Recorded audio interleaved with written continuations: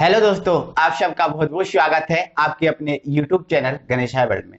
दोस्तों, आज की वीडियो में हम क्लास 11th केमिस्ट्री में यूनिट 5 में पढ़ेंगे गैसों के नियम। है ना, यहाँ पर गैसों के नियम कर दे रहा हूँ, गैसों के नियम। है ना दोस्तों, गैसों के नियम में दोस्तों ऑयल का नियम आता है ना, चार्ल्स का नियम आता है, एवोग्रेडो का नियम आता है, गैलुसाक का नियम आता है। ये नियम दोस्तों गैसों के नियम में आते हैं, तो सबको हम एक एक करके पढ़ेंगे। तो दोस्तों आज की वीडियो में केवल हम बॉयल का नियम पढ़ेंगे कि ये बॉयल का नियम होता क्या है ना। तो आइए हम इसको अब समझते हैं।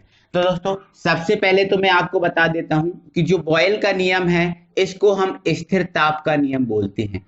स्थिर ताप का नियम, स्थिर ताप का नियम भी बोलते हैं। ठीक है, अब दोस्तों इसको स्थिर ताप का नियम क्यों बोलते हैं पहले तो ये समझ लो। स्थिर ताप का नियम दोस्तों हम इसे इसलिए बोलते हैं क्योंकि इसमें जो ताप होता है वो स्थिर होता है। ताप होता है, स्थिर होता है ना। दोस्तों आपको पता है किसी पदार्थ की मोस्टली तीन राशियां होती हैं, है ना। एक होता है ताप, एक होता है दाब और एक होता है आयतन। ताप को टी से, दाब को पी से और आयतन को हम किससे व्यक्त करते हैं, भी से। ये मोस्टली तीन राशियां होती ही होती हैं, इनके बगैर काम नहीं चलता किसी पदार्थ का। ठीक है, तो ये तीन राशियां हैं, है ना। ये हमारा ताप है, ताप को हम टी से व्यक्त करते हैं, दाब को हम पी से व्यक्त करते हैं और आयतन को हम किससे व्यक्त करते हैं, भी से व्यक्त करते हैं। ठीक है, तो हम पढ़ रहे हैं बॉयल का नियम, है ना। तो बॉयल के नियम में क्या होता है दोस्तों, इस बॉयल के नियम में जो ताप होता है वो ताप होता है स्थिर। ताप होता है स्थिर, इस चीज को आपको याद रखना। बॉयल के नियम में जो ताप होता है टी होता है वो क्या होता है, स्थिर। और इस स्थिर ताप टी पर, स्थिर ताप टी पर किसी भी गैस के लिए, अब किसी भी गैस के लिए होता है ना, गैसों का नियम है किसी भी गैस के लिए होता है ना। तो स्थिर ताप टी पर क्या होता है, किसी गैस की जो निश्चित मात्रा का जो आयतन होता है, क्या होता है, आयतन, वो आयतन होता है वो दाब के कैसा होता है, व्युत्क्रमानुपाती होता है। देखो व्युत्क्रमानुपाती को दोस्तों हम बटे में लिखते हैं, कैसा, बटे में लिखते हैं। जैसे भी व्युत्क्रमानुपाती पी है तो पी को हमें क्या करना है, एक बटे पी लिखना पड़ेगा, तब ये व्युत्क्रमानुपाती होगा, है ना। तो क्या होता है दोस्तों, ये नियम क्या कहता है कि स्थिर ताप टी पर किसी गैस की जो निश्चित मात्रा का आयतन होता है वो आयतन दाब के कैसा होता है, व्युत्क्रमानुपाती होता है। समझ में आपको आया, बहुत सिंपल है ना। तो क्या लिखेंगे हम, सबसे पहले देखो इसकी थ्योरी की अगर बात करें तो थ्योरी में हमें क्या लिखना है, तो देखो सबसे पहले क्या लिखना है, इसे स्थिर ताप, स्थिर ताप का नियम भी कहते हैं, नियम भी कहते हैं।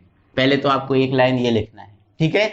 फिर आपको लिखना है इस नियम के अनुसार, इस नियम, नियम के अनुसार, अनुसार, ठीक है, डैश लगा देना है। और इस नियम के अनुसार क्या लिखना है आपको, इस नियम के अनुसार क्या लिखना है, अब भी मैंने बताया, स्थिर ताप पर किसी गैस की जो निश्चित मात्रा का आयतन होता है वो दाब के कैसा होता है, व्युत्क्रमानुपाती, और इसमें ताप कैसा होता है, स्थिर होता है ना। तो आपको क्या लिखना है, स्थिर ताप पर, इन्वर्टेड कॉमा में, है ना, स्थिर ताप पर किसी गैस, किसी गैस, है ना, इधर से करता हूं, किसी गैस की निश्चित, निश्चित मात्रा का आयतन, निश्चित मात्रा का आयतन, है ना, आयतन दाब के, दाब के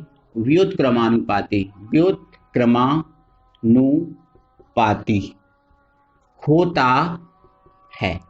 बस इन्वर्टेड कॉमा बंद, है ना। स्थिर ताप पर किसी गैस की निश्चित मात्रा का आयतन दाब के व्युत्क्रमानुपाती होता है। ये नियम हो गया हमारा, ये नियम कहता है, ठीक है। अब इसको हमें संकेतों में ले जाना है, तो देखो क्या, सबसे पहले क्या है, आयतन किसके समय व्युत्क्रमानुपाती होता है, दाब के, किसके होता है, दाब के व्युत्क्रमानुपाती। ये चीज आपको याद रखना है ना। अब आयतन और दाब है उसको हम मान ले रहे हैं और फिर हम इसको आगे बढ़ाते हैं, ठीक है। तो देखो, है ना, इसको हम आगे बढ़ाते हैं तो हमें लिखना पड़ेगा, यदि स्थिर ताप, स्थिर ताप टी पर, है ना, गैस का आयतन भी बा दाब P है तब, है ना। हमने मान लिया स्थिर ताप T पर गैस का आयतन क्या है V और दाब क्या है P है ना। तब इस नियम के अनुसार क्या हो जाएगा, देखो आयतन दाब के कैसा होता है, व्युत्क्रमानुपाती होता है ना। तब इस नियम के अनुसार क्या हो जाएगा, तब V व्युत्क्रमानुपाती P, ऐसा हो जाएगा। कोई दिक्कत है? कोई दिक्कत नहीं। मतलब दोस्तों इसका ये है कि यदि आयतन बढ़ाओगे, यदि गैस का आयतन बढ़ेगा तो जो दाब है दाब घटेगा, क्योंकि दोस्तों व्युत्क्रमानुपाती का मतलब ही ये होता है जब एक बढ़ता है तो दूसरा घटता है। अब ये बढ़ रहा है तो ये घटेगा और ये घट रहा है तो ये बढ़ेगा, है ना। तो आयतन बढ़ेगा तो दाब घटेगा और आयतन घटेगा तो दाब बढ़ेगा। समझ में आपको आ रहा है?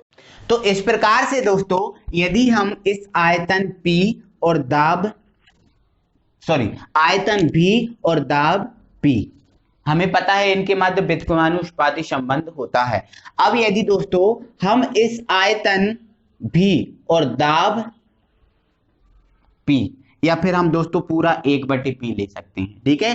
इस आयतन V और जो दाब है दाब 1/P, इसके मध्य यदि हम ग्राफ खींचेंगे तो ये ग्राफ एक सीधी रेखा आएगा, क्योंकि दोस्तों इस 1/P का जो P है V के कैसा है, समानुपाती। 1/P है V के समानुपाती है, लेकिन अगर P की अकेले की बात करें तो P अकेला जो है वो P इस V के व्युत्क्रमानुपाती है। और यदि हम पूरे 1/P की बात करें तो 1/P है V के समानुपाती और P अकेला व्युत्क्रमानुपाती। देखो अब समानुपाती का मतलब दोस्तों ये होता है एक बढ़ता है तो दूसरा भी बढ़ता है। जैसे मान के चलो A समानुपाती हमने B लिख दिया, तो A बढ़ेगा तो B भी बढ़ेगा, A घटेगा तो B भी घटेगा। समानुपाती का मतलब होता है एक बढ़ता है तो दूसरा भी बढ़ता है, लेकिन व्युत्क्रमानुपाती का मतलब होता है एक बढ़ता है तो दूसरा घटता है ना। तो ये चीज आपको थोड़ा सा समझने वाली है, थोड़ा सा समझो, है ना। जो V है P के व्युत्क्रमानुपाती है, लेकिन 1/P के कैसा है, समानुपाती। 1/P के कैसा है, समानुपाती। तो यहां पर हम जो ग्राफ खींच रहे हैं दोस्तों वो V और 1/P के मध्य खींच रहे हैं। तो 1/P के कैसा है, जो V है वो समानुपाती। मतलब V का मान बढ़ेगा तो 1/P है उस पूरे का मान भी बढ़ेगा, लेकिन V का मान घटेगा तो 1/P का मान भी घटेगा। ये केवल हम 1/P के बारे में बात कर रहे हैं, लेकिन यदि हम P के बारे में अकेली बात करें तो V का मान बढ़ेगा तो P का मान घटेगा, और 1/P का मान V का मान बढ़ेगा तो 1/P का मान बढ़ेगा। तो हम दोस्तों जो ग्राफ खींच रहे हैं V और 1/P के मध्य खींच रहे हैं, इसका मतलब ये है दोस्तों कि यदि V का मान बढ़ेगा तो 1/P का मान भी बढ़ेगा। मतलब इन दोनों के मध्य अगर जो ग्राफ खींचेंगे तो वो ग्राफ एक सीधी सरल रेखा आएगा इस प्रकार से, क्योंकि ये बढ़ रहा है तो 1/P का मान भी बढ़ रहा है, ये घट रहा है तो 1/P का जो मान है वो भी घट रहा है। तो दोस्तों ये है इसका ग्राफ, ये इसका ग्राफ है। इसको भी अपनी कॉपी में साइड में एडजस्ट कर लीजिएगा। समझ में आपको आ गया? ठीक है। अब दोस्तों हम इसी चीज को आगे बढ़ाते हैं, जो आपको ये चीज दिख रही है इसी चीज को हम आगे बढ़ाते हैं। तो थोड़ा सा समझो, देखो V समानुपाती क्या है, 1/P, और V व्युत्क्रमानुपाती क्या है, केवल P, है ना। तो आपको ये दोस्तों ये चीज पता है कि जब समानुपाती का चिन्ह हटाते हैं तो एक नियतांक आता है, और वो नियतांक क्या होता है, K, और यहाँ पर क्या है 1/P। कोई दिक्कत? अब आप यहाँ लिख दोगे जहां K एक नियतांक है, K एक नियतांक है। कोई दिक्कत? ठीक है। अब आप इसको और आगे सॉल्व करो, तो जो P है P को आप इधर ले जाओ, है ना। तो ये क्या हो जाएगा, V, और P इधर चला जाएगा तो P बराबर क्या हो जाएगा, K, है ना। तो ये यहां तक हमारा पूरा नियम हुआ। यदि आपको बॉयल का नियम कोई पूछता है तो बॉयल का नियम आपको इधर तक पूरा लिखना है। अब इधर से हमें क्या चीज मिल गई, जो V है और P है उसका गुणनफल एक नियतांक के बराबर K के बराबर आ रहा है। तो यहां से हम एक चीज ये भी लिख सकते हैं कि आयतन और दाब का गुणनफल हमेशा एक नियतांक के बराबर होता है। तो ये चीज आपकी क्लियर हो गई। यहां तक आपको ये नियम लिखना है। लेकिन दोस्तों ये जो नियम है केवल किसी गैस के लिए है, किसी एक गैस के लिए है, यहां तक आपको कोई दिक्कत नहीं होगी। लेकिन दोस्तों आप जब न्यूमेरिकल करोगे तो न्यूमेरिकल में आपको एक नहीं दो दो गैसें आपको दी जाती हैं कि इस गैस का आयतन इतना है, इस गैस का आयतन इतना है, ये चीजें आपको दी जाएंगी। तो आपको किसी दो गैस के लिए बॉयल नियम पता होना चाहिए, है ना। एग्जाम में आपको इतना ही लिखना है, लेकिन आपको न्यूमेरिकल के लिए इसको दो गैसों पर लागू करना पड़ेगा। तो आइए दोस्तों हम इसको दो गैसों के लिए समझते हैं। तो कुछ नहीं है, बस दोस्तों हम इधर समझ लेंगे, बस आप थोड़ा सा समझिएगा इसको, है ना। आगे बढ़ाना है तो इसको आप समीकरण नंबर 1 दे दो, ठीक है, और आगे बढ़ाओ। देखो हम क्या लिख रहे हैं, यदि दो विभिन्न गैसों, देखो दो विभिन्न गैसों के लिए लागू करना है तो दो विभिन्न गैसों के लिए हमें दाब और आयतन मानने पड़ेंगे। तो वही चीज मैं कर रहा हूं, यदि दो विभिन्न गैसों के आयतन, विभिन्न गैसों के आयतन V1 व V2 हैं तथा इनके दाब P1 व P2 हैं, है ना। हमने क्या किया, दो विभिन्न गैसों के लिए लागू किया, तो दो विभिन्न गैसों के हमने आयतन मान लिए V1 और V2 और इनके जो दाब हैं वो मान लिए P1 व P2, है ना। तब इस नियम के अनुसार यहां दिख रहा है, तब इस नियम के अनुसार डैश लगा दो, है ना। अब इस नियम के अनुसार पहुंच जाओ। तो देखो इस नियम के अनुसार हमें क्या मिलता है, V डॉट P बराबर के मिलता है। तो यदि हम V1 और P1 के लिए लागू करें, है ना, तो V की जगह हम क्या रख देंगे, V1, और P की जगह हम क्या रख देंगे, P1, बराबर हमारा क्या चल रहा है, K चल ही रहा है, कोई दिक्कत ही नहीं। समीकरण नंबर दे दो इसको 2। अब V2 और P2 के लिए लागू कर दोगे, है ना, तो तथा कर दोगे। तथा यदि हम इस V की जगह V2 रख दें तो P की जगह क्या रखना पड़ेगा, P2 बराबर K। इसको आप दे देना समीकरण नंबर 3। तो ये दो विभिन्न गैसों के लिए, ये एक गैस के लिए था, ये हमने दो गैसों के लिए, ये पहली गैस के लिए और ये दूसरी गैस के लिए। तो हम इसमें देख रहे हैं दोस्तों, ये भी किसकी, K के बराबर है और ये भी K के बराबर है ना। तो हम इसको लिख देंगे समीकरण 2/3 से, समीकरण 2/3 से। आप देखो LHS, देखो RHS इसके बराबर है, बिल्कुल बराबर है। जब RHS बराबर है तो LHS भी क्या हो जाएंगे, बराबर, है ना। तो समीकरण 2/3 से ये चीज बराबर है तो अपने आप में ये चीज भी क्या हो जाएगी, बराबर हो जाएगी। तो समीकरण 2/3 से क्या हो जाएगा, V1 P1 बराबर क्या हो जाएगा, V2 P2, है ना। इसको एक डब्बे में बंद कर देना।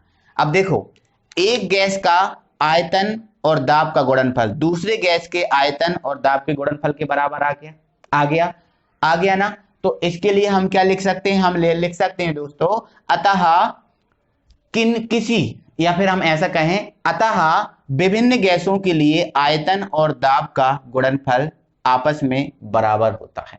देखो एक गैस के आयतन और दाब का गुणनफल, ये दूसरी गैस के आयतन और दाब का गुणनफल, ये बराबर आ गए ना। तो मतलब हम लिख सकते हैं कि विभिन्न गैसों के लिए आयतन और दाब का गुणनफल हमेशा कैसा होता है, बराबर। तो ये दोस्तों यहां से हमने इसको दो गैसों के लिए लागू किया है और ये एक गैस के लिए। तो दोस्तों आपको एग्जाम में यही चीज लिखनी है, यहीं तक आपको लिखना है, ये चीज आपको समझना है और ये चीज आपको न्यूमेरिकल में काम आएगी। जब न्यूमेरिकल करोगे आप नीट के, है ना, जी मेंस के वगैरह वगैरह के न्यूमेरिकल आते हैं, तो उसमें आपको यही चीज काम आएगी। और आपके 11th में भी तो न्यूमेरिकल आते हैं, तो इसमें आपको यही चीज काम आने वाली है। तो ये दो गैसों के लिए है और ये एक गैस के लिए है। तो आई होप दोस्तों कि आपको ये पूरा बॉयल का नियम अच्छे से समझ में आ गया होगा, क्योंकि मैंने दोस्तों आपको एक एक चीज स्पष्ट करके बताई है ना। तो दोस्तों वीडियो आपको अच्छा लगा है तो दोस्तों वीडियो को लाइक करें, है ना। और दोस्तों अभी तक आपने हमारे चैनल को सब्सक्राइब नहीं किया तो प्लीज चैनल को सब्सक्राइब कर लें और बेल आइकन को ऑन कर लें। अगली वीडियो में फिर से आपसे मिलती हैं, तब तक के लिए थैंक यू वेरी मच।